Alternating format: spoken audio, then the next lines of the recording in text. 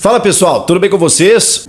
Chega mais, eu sou o Chico Garcia, inscreva-se no canal e vamos junto. Há 24 horas, sobre a projeção do Corinthians para esse jogo contra o Fortaleza, apaga, rasga tudo que eu disse, mudou completamente. A gente tinha uma possibilidade aí dos retornos do Fagner e do Renato Augusto, eu tava até questionando onde é que tá o Pedro e tudo mais, rebobina, volta do começo, porque impressionantemente, surpreendentemente, chega na quarta-feira, quando a delegação do Corinthians desembarca em Fortaleza, os jogadores vão descendo do ônibus um a um e a reportagem lá acaba registrando que vários jogadores não estão. Entre eles, Fagner e Renato Augusto. E não há nenhuma explicação pelo clube, porque o clube não divulgou a lista dos relacionados e a reportagem apenas descobriu que esses caras não iam para o jogo quando eles não desceram do ônibus. E a gente pode citar outros, tá? Outros desfalques, porque eles são vários. Como, por exemplo, o Fábio Santos, que eu imaginei que fosse jogar. O Matias Rojas, que, embora não tenha atuado pela seleção paraguaia, foi preservado. O próximo jogo será segunda-feira contra o Grêmio na Neoquímica Arena. Aliás, a sequência do Corinthians é uma sequência tinhosa. Até vou pegar para vocês aqui, enquanto eu vou falando outras situações, porque assim, a sequência, isso sem falar no Fortaleza na Sul-Americana, tá? Eu vou falar só a sequência no Brasileiro. Por quê? Porque a gente fala, né, que o Corinthians está numa condição incômoda ainda no campeonato, não acho que vai cair, não acho que vai brigar para não cair, mas vai ficar ali, né, cara? E o ano que vem? Vai disputar o quê? Se não ganhar a Sul-Americana, não vai para a Libertadores. E aí, vai disputar a Sul-Americana de novo? Nem tá na zona da Sul-Americana por enquanto. Enfim, o ano ainda não terminou. É um ano, assim, turbulento, complicado. O Corinthians precisa vencer esse ano, mas ainda pode ser campeão. Ainda pode ser campeão da Sul-Americana e garantir uma vaga para a Libertadores do ano que vem. Ouro.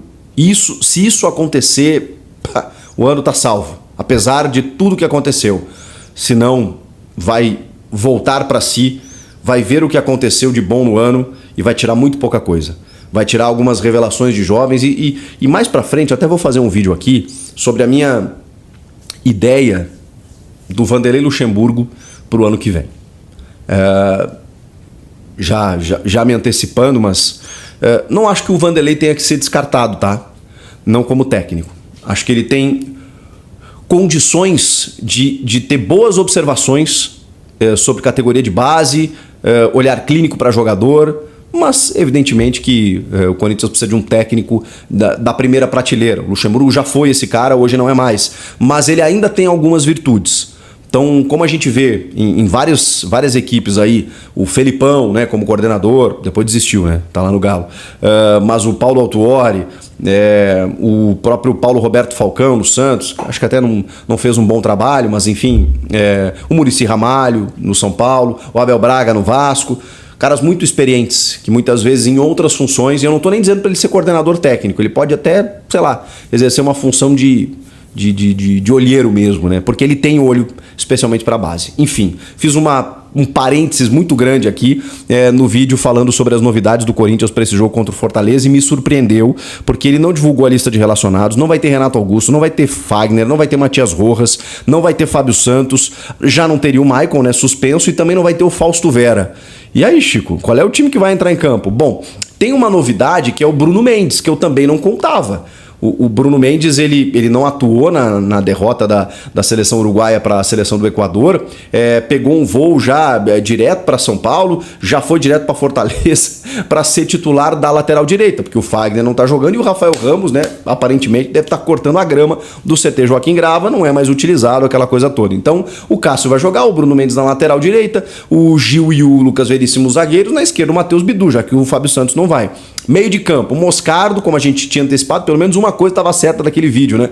O Moscardo sim voltou a tempo da seleção pré-olímpica e vai conseguir ser o titular do meio campo, juntamente eu imaginei que do Fausto Vera, já que o Maicon tá suspenso, o Fausto também não tá, então o Juliano, né? Só pode ser o Juliano com o Juan. E ali no ataque, provavelmente o Romero, né, que vem entrando bem, vem ganhando moral com o Luxemburgo, juntamente do Wesley e do Yuri Alberto. Tem uma possibilidade do Pedro. Agora, o Pedro foi relacionado. Essa é a grande notícia, essa é a grande novidade, porque não só eu, né, como vários colegas fizeram matérias nos últimos dias questionando a ausência do Pedro depois de ter sido negociado para o Zenit da Rússia, tendo só até o final do ano para jogar pelo Corinthians, como dito como a principal joia já revelada no Corinthians nos últimos anos pelo gigante Cássio, né, que está lá há 10, 12 anos. Né? Então, assim, o Pedro estava simplesmente arquivado de uma forma inexplicável. Porque se não é para usar, que entregasse para o Zenit na metade do ano, né? E, inclusive, os conselheiros estavam cobrando o presidente do Willian Monteiro Alves para saber onde é que andava o Pedro. Pois bem, não sei se foi a gritaria da imprensa, dos conselheiros, se foi uma mão na consciência do Luxemburgo, se foi essa quantidade de ausências, mas o Pedro está relacionado. Agora, eu também não vou acreditar e não vou duvidar também, da mesma forma, que o Pedro de não relacionado, nunca escalado, 2 meses sem entrar em campo, passe a condição de titular. Aí eu vou enlouquecer, né? Aí eu vou exigir um pouquinho de coerência.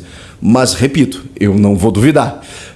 Eu só imagino que a tendência seja o Pedro estar relacionado no banco de reservas e por isso eu não coloco ele na escalação inicial. Eu boto o Romero, que vem entrando, talvez até o Guilherme Biro, que perdeu um pouco de espaço, mas tinha moral com o Lucha, o Wesley e o Yuri Alberto. Eu acho que essa deve ser a escalação para encarar o Fortaleza, justamente o adversário da semifinal da Sul-Americana. Repito, o Corinthians está...